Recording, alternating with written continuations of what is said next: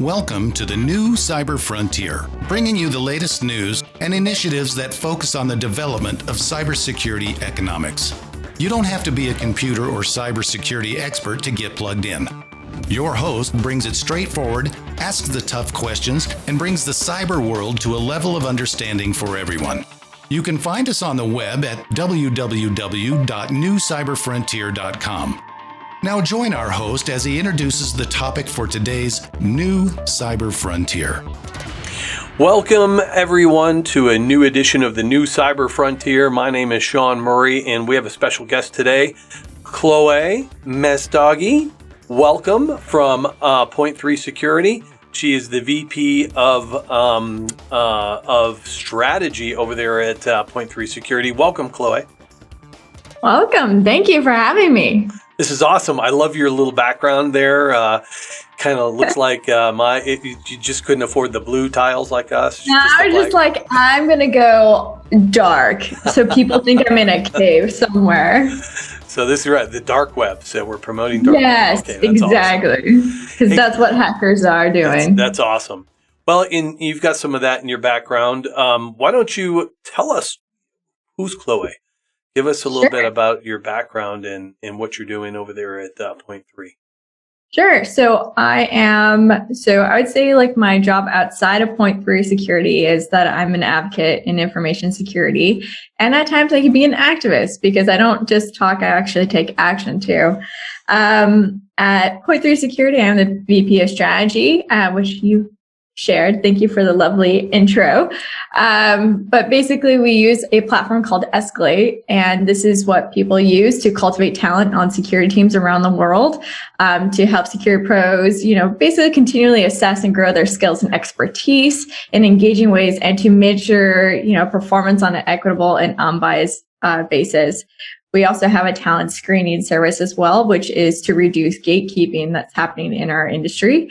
And when I'm not at Point 3 Security working, I'm also the co-founder of WOSEC, which is Women of Security, also the founder of We Are Hackers, formerly known as Women Hackers, and also the co-founder as Hacking is Not a Crime. And on my side, I like to run a book club with my fellow friend, Angela. And yeah, basically, I do a lot of stuff. When do you find time to sleep? What, sleep? No. That's why you have a dark room. Right, exactly. That's awesome. All right, so Point 3 Security, I heard talent screening and gamification for skill sets. So, we were talking prior to our interview today, as a hiring manager or as the chief of cyber over a military space program, one of the things that we find challenging is the recruiter will get us a list of candidates, and then we have to set up the interviews, right? And then, of course, depending on the skill sets I'm looking for, Red Hat administrator or somebody understands how to use Nessus or somebody unique skill set, right? That talent screening, that gamification, the piece that drives us crazy is you look great on a resume, you might fly through an interview.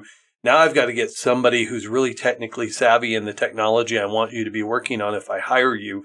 And then I want to put you on cyber range to demonstrate the skill sets. And that's what you guys do, right? Yeah, what we try to do is we try to take away the biases that are part of the hiring process.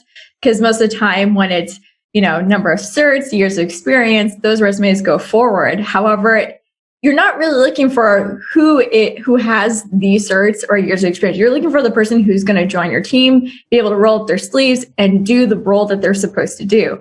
And unfortunately, a lot of times companies, they don't have the ability to test the applicants that are coming in. So they're just going based on very old school thinking, which is that certs, years of experience makes it, the perfect team member to join. We take away that. So in a sense that you basically work with us and super easy. So you set up a job posting for a role and you contact Point 3 Security and you're like, hey, I want to do some talent screening with all these volume of applicants I'm receiving. So then what we do is we come up with certain challenges like modules and whatnot to complete, and also time for how much time it should be allocated to finishing these challenges. And then we go to the company, we're like, okay, these are what we think would be great for testing out this person, since this person will have to do the following skills. Then from there, the company decides which one to go forward with. And then we send out invites to the applicants. And then behind the scenes, we're just watching everything, analyzing all the data. And once it's completed, that time is done. Then we send over basically a whole presentation, letting you know which ones were the top performers, what were the strengths and weaknesses for each applicant. This, in a way, it's better in many ways, because I don't know if you've ever dealt with this yourself, but as being a woman and everything, I've been definitely applying for jobs and whatnot in the past. And my resume will not be considered if, there's 5 men applying for that same role, which is a statistic that was founded by Harvard.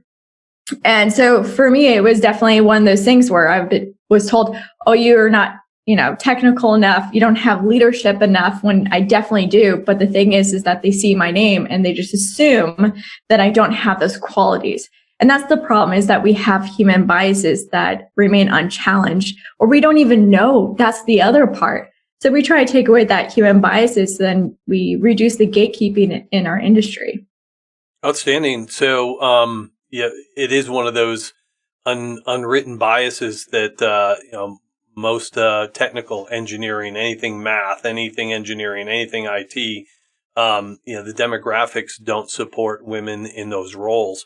And so we were talking prior to this, anything that we can do to advocate in all your contributions to these other areas will help out there as well. But I like that what balances and takes away that bias is, hey, how did you perform actually in a real world situation based on the skill sets that we're looking for? And I like that takes away that bias.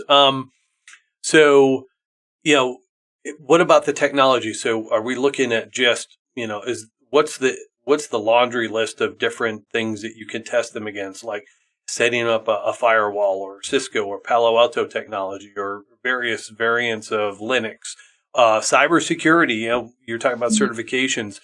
So is it a big list of things you can test, or entry level, advanced, expert? So we tend to test on those that have some sort of background or skill set. So this is not for extreme beginners. This is for those that have some sort of experience in their lifetime. But one of the things that's really interesting is that we tend to, and you might find this fascinating, we tend to find that those that tend to do better are the ones that actually don't have the certs or the years of experience. They tend to rocket out of the world. And we saw this recently in one of our case studies called for Edwards. Edwards basically had a couple applicants, and the one that ended up getting the role was someone who was underrepresented in the field, who didn't have those certs or that years of experience. And certs are so expensive to get. And it's definitely a handicap for our industry when it comes to trying to bring more diversity and inclusion involved. Yeah, one of the things about the certifications, and it's one of the things that we do at our academy, is we have different certs that we teach, primarily cyber, right? And so you've got 4 competitors. You've got EC Council and ISC Square and ISACA and CompTIA and a handful of others. But they've got their own flavor on how you do everything, right? And you've only gone out and done all of the EC Council certs. That's the mentality that you have. So it's great that you're able to just separate out what the functional certification mindsets are compared to somebody who's not restricted by, all of that other additional content. So that's actually pretty cool. That's something that we need to follow up on, because it just opens the mind a little bit more. One of the other things that I like about the technology, the aspect of it, is you can compare, and based on an interview you may have had as an employer, you can take your data and rack and stack your folks and go, oh my gosh, this person knocked it out of the park during the interview, but on paper, they really, maybe they're in a management role now, and skill sets diminish after time, right? Especially with the introduction of new technologies. How often do you refresh your content? We have new challenges that come out all the time. So there's like endless amount of content. We have hundreds of modules, so you'll never get bored. And some of the challenges take hours, sometimes days. So it's constantly a learning game, I would say. But it's one of those ways that you learn really fast because of gamification and the way that it's applied. So, 96% of employers definitely notice a huge difference when they utilize gamification in their workplace to up their skills and whatnot. Well, that's a great thought. We're going to come back with Chloe Messdhagi. She is the VP of Strategy over at Point 3 Security. We'll be right back after this message. Cyber Resilience Institute helps build strong cyber communities designed to prevent members from attack. Like building a neighborhood watch, it takes coordination and a sharing community to protect our identities and valuables in the virtual world. Typically, we hear that organizations know they need to do something to protect their cyber assets, but don't know where to begin. Let Cyber Resilience Institute help your community create an action plan. Cyber Resilience Institute will build your community or business marketplace so that it is designed to support a collective cyber defense. Contact them for more information at cyberresilienceinstitute.org. Welcome back to the new Cyber Frontier. My name is Sean Murray. We have Chloe Messdhagi all the way from Point 3 Security. She's the VP of Strategy over there. We've been having a great conversation on what that technology does for employers, and actually gives a good baseline for the contestants. I'll call them a contestant, right, or a candidate. Do they actually get any feedback from you as well? Yes, actually, a good amount of them. They let us know, like, thank you so much for having a product like this, because suddenly I was taken seriously. Because think about it. I mean, you know how many applications you get for every job posting, but the thing I think that stresses out HR and security, hiring managers is what happens if you get the wrong person? You have this person who takes over the role, and it's been 3 months, but they haven't been able to do that. And so everyone else is already spread thin, and now they're taking on your work too. That's horrible. So why not just use technology that's available to reduce the volume of applicants, cut through the costs, the resources, the time, and find the right person in a way that, you're promoting diversity and inclusion in your hiring process. Yeah, that's great. I can see that as a big advantage for those that think. I think I would feel like I got a better shake at being considered for the position if I'm able to demonstrate my skill sets, not just talk through them. All right, so let's pivot. Let's talk about some of this other stuff you're doing. So, co-founder of Women of Security. Tell us about that organization. Sure.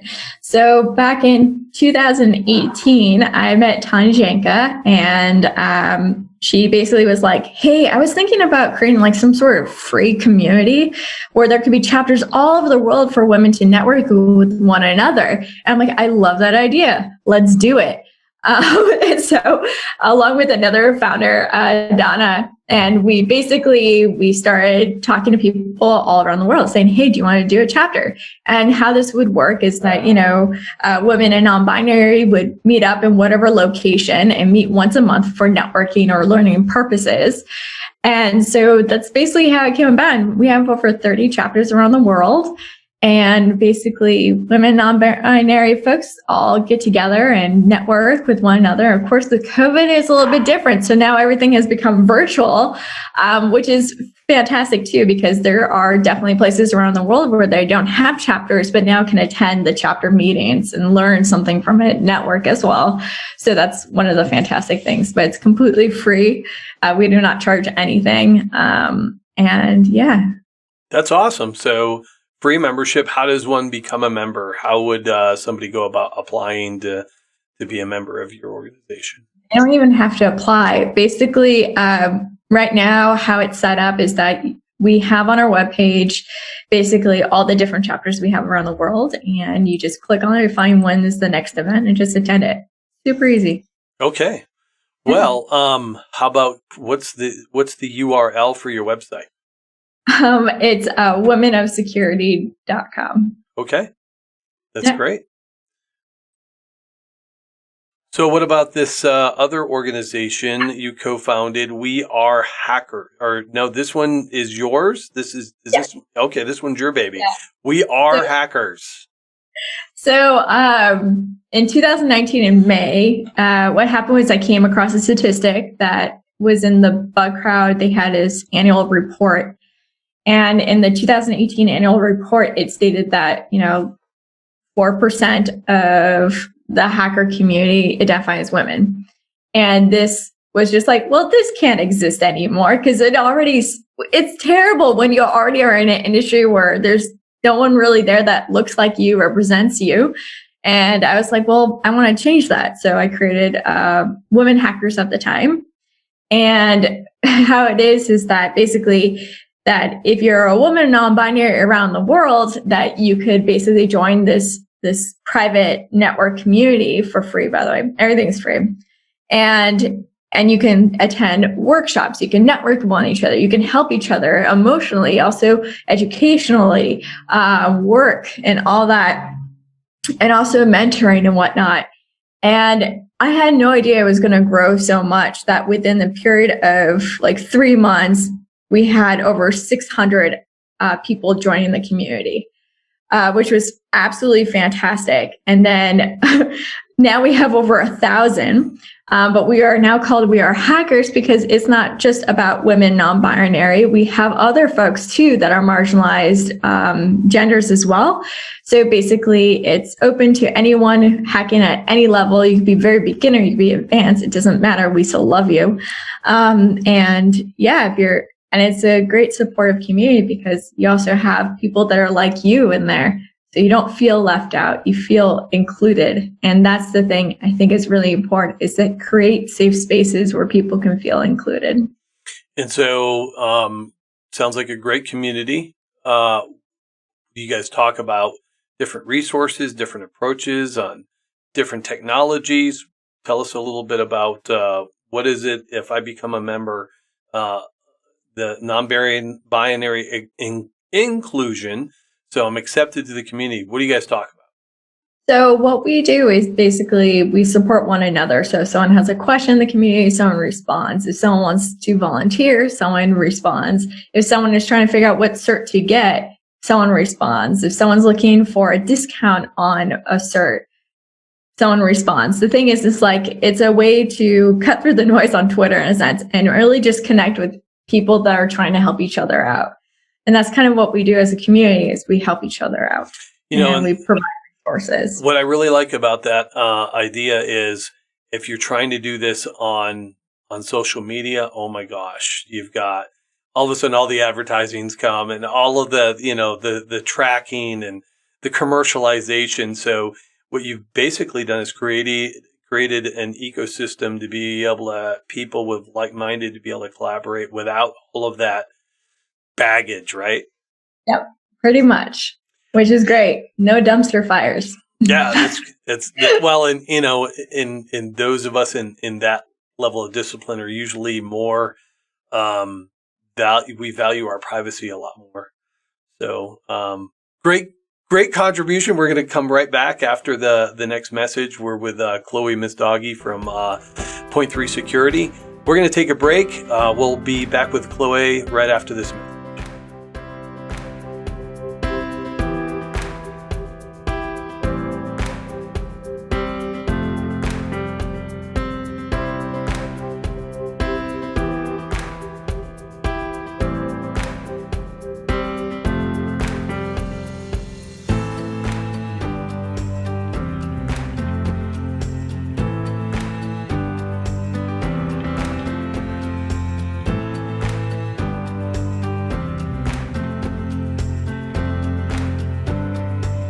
Welcome back. Sean Murray, New Cyber Frontier. We have Chloe Messdhagi all the way from Point 3 Security. We've talked a little bit about her organization and a couple of the organizations that she has started. Very inclusive. I love the mentality, an advocate, and also Hacking is Not a Crime. Tell us about Hacking is Not a Crime. You're a co-founder of that organization as well, because you're not busy enough. No, definitely not. I mean, I could take on more easily. So hacking is not a crime. Basically, when I was working at BugCrowd, I got involved with Disclose.io, which is trying to promote safe harbor for hackers in the community.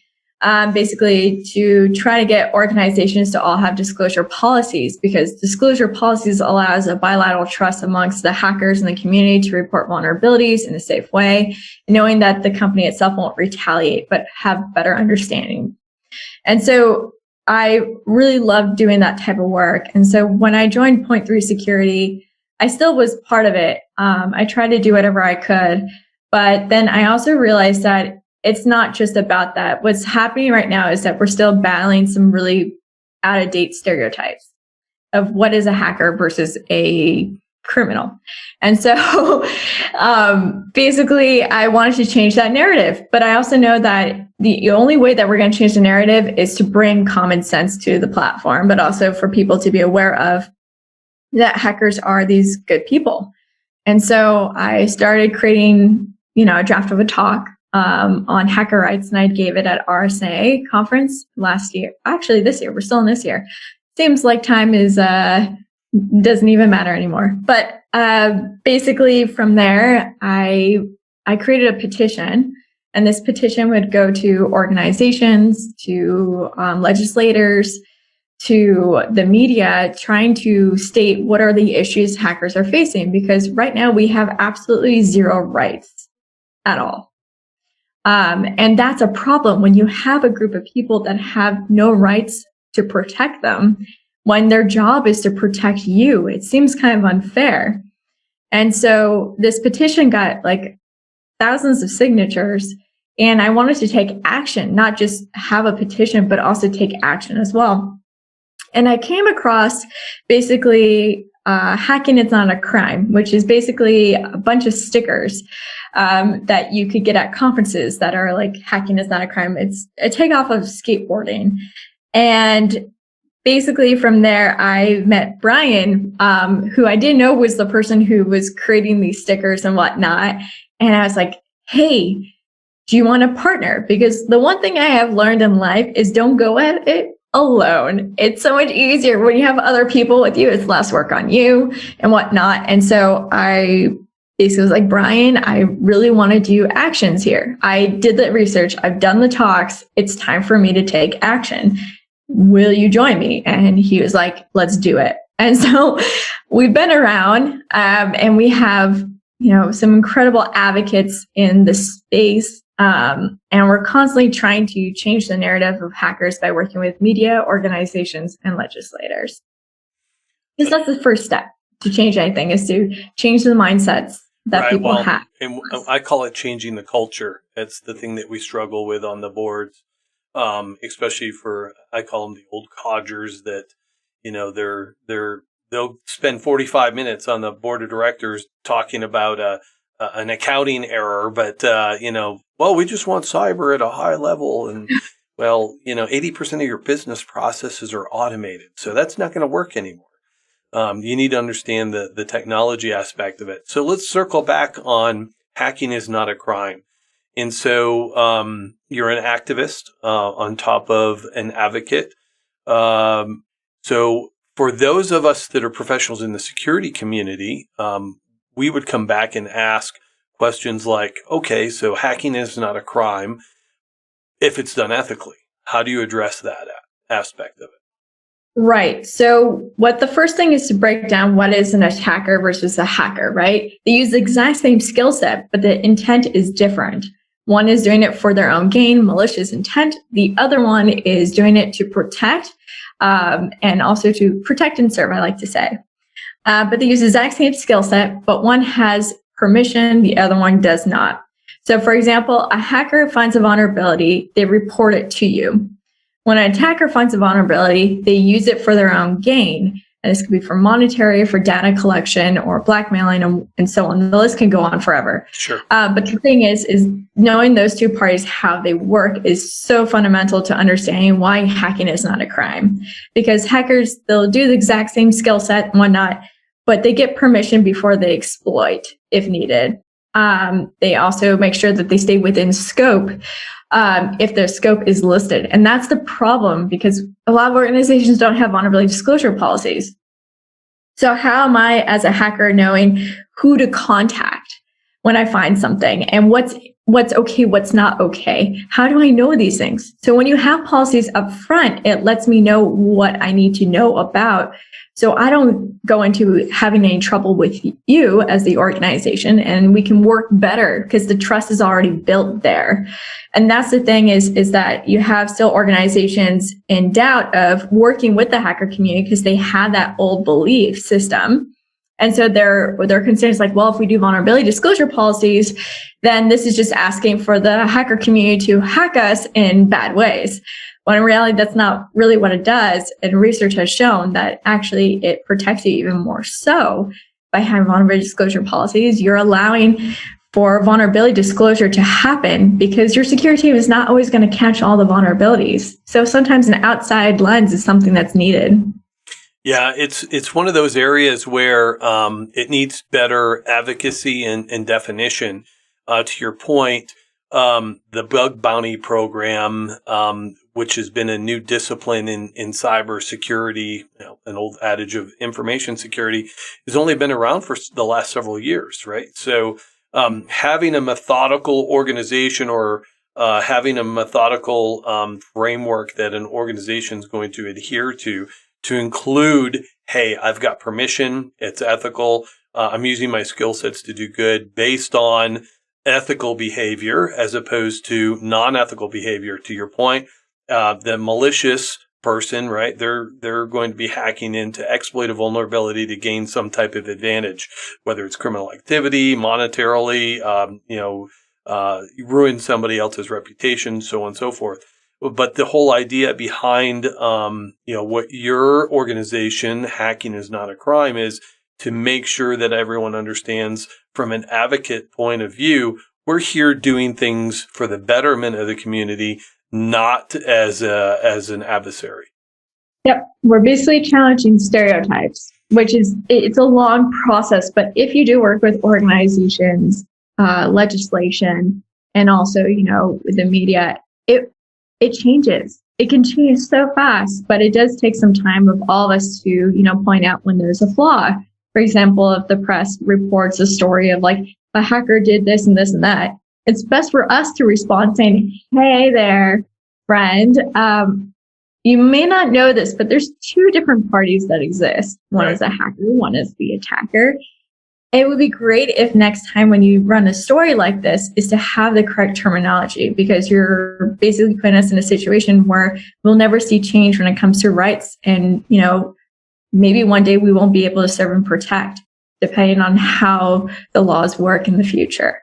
And that's something important to understand. But the craziest thing is that 1 out of 4 security researchers, or hackers, is another way of saying it,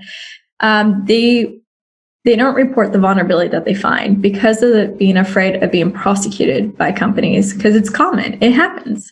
But those that do report it, they usually go through like social media and whatnot. They'll DM them and say, hey, I found something. And it's either ignored because who's checking that's marketing. Marketing doesn't really have communication with security. And so it goes either ignored or it's misinterpreted. And then next thing you know is like, we're going to threaten you with a lawsuit. So it's such a tricky situation because, these are just people that are just trying to help out.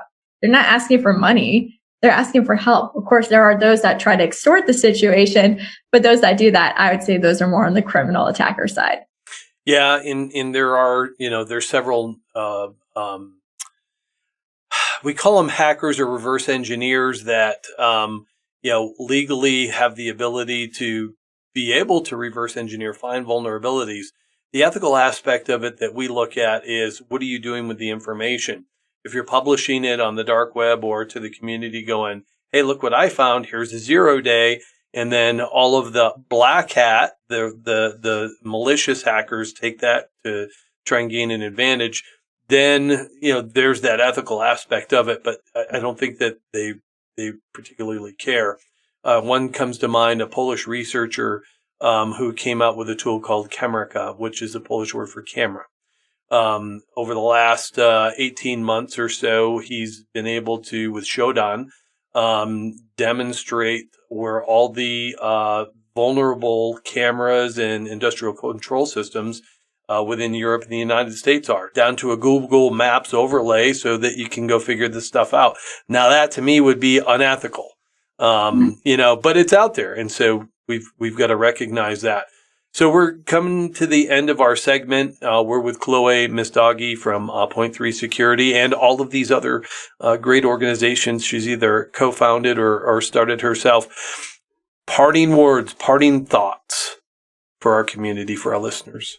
I would say stay safe, wear a mask. COVID-19 is not a joke. It's actually very serious because there are, even if it's a short term, that you have it, is that more than 10% right now are have these lingering symptoms. And it's so important for you to be aware of that. The other thing is that right now we're facing a huge not shortage of food, but shortage of resources for the local food banks. And we're seeing a surge of families going hungry. And it's expected that 1 out of 4 kids by the end of this year will know what hunger feels like.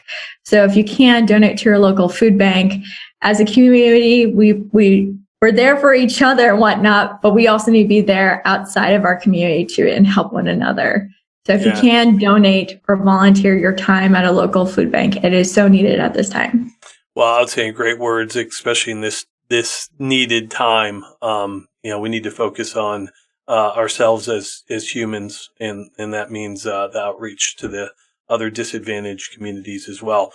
Chloe, thank you so much for contributing to our show. We've been speaking with Chloe Messdhagi. She is the Chief Strategy or the VP of Strategy over at Point 3 Security, co-founder of We Are Hackers, Hacking is Not a Crime, and co-founder of the Women of Security. Thanks for having me. Sleep. Thank you so much for your contributions, and you have a wonderful afternoon. Yeah, you too. Thank you. We hope you have enjoyed this episode of New Cyber Frontier. Remember to get involved. Often we think that someone else will handle privacy and security in the virtual world, but you are the only one truly in command of your virtual fate. Join our mailing list so we can keep you informed of breaking news and new releases. If you have an idea, if you have a question that you would like to hear answered, or if you want to get involved with our efforts, reach out to us at newcyberfrontier.com. We also encourage you to visit our sponsors' links, as they are the ones that really make this show possible. I want to thank each of you for supporting the show, and we look forward to seeing you back for the next episode of New Cyber Frontier.